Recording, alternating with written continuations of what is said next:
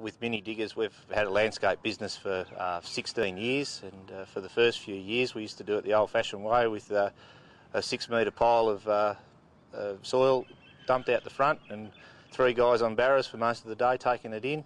Then we decided to buy a mini digger to lighten the load a bit on the boys to get the full productivity out of them for the day.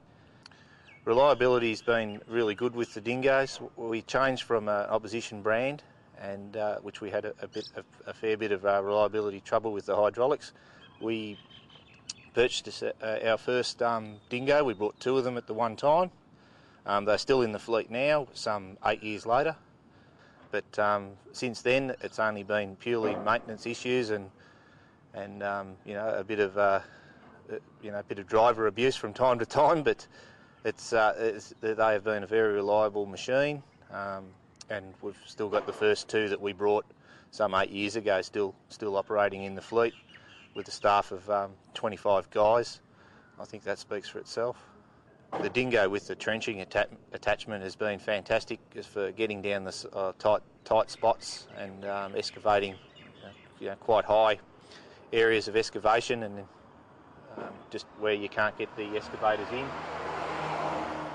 We've found that very cost effective and good on our labour costs to do it that way. The one thing now when we send guys out onto a job, whether it only be 2 or 3 metres of soil and there's not a spare Dingo in the factory, they'll really put on a song and dance that they haven't got the machine to work with. So the amount of time and effort and the appreciation that everybody's got for it, when you think back to it was only sort of 10 years ago when it was all done by hand.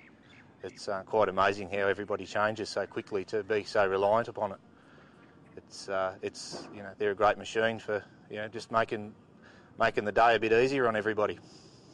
They're so reliable that they just keep going, and we can't see why that we won't be continuing to grow our fleet as the work permits, because they just keep going.